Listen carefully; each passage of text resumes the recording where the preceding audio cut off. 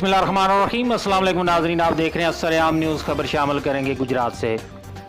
Police थाना city सराय आलमगीर ने डकैती की वारदातें करने वाला 2 रुकनी ज़हैरो गैंग गिरफ्तार कर लिया। 5 लाख रुपए नकदी बरामद।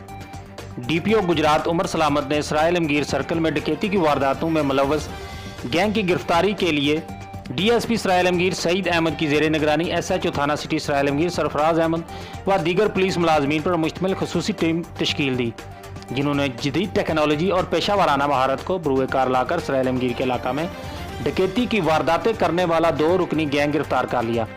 गिरफ्तार मुलजमान में मोहसन खां वल्द जफर खां साकन पुरानी जेलम सराय आलमगीर, ज़हीर अब्बास वल्द नज़ीर साकन मल्ला फैज़ान मदीना सराय आलमगीर शामिल हैं, जो सराय आलमगीर और गिरदोनवा के इलाकों में असला के जोर पर रॉबरी और डकैती की वारदातें करते थे। मुलजमान के कब्जे से 5 लाख रुपए नकदी और वारदातों में इस्तेमाल होने वाला असला भी बरामद हुआ, जबकि मज़ीद तफ्तीश जारी है।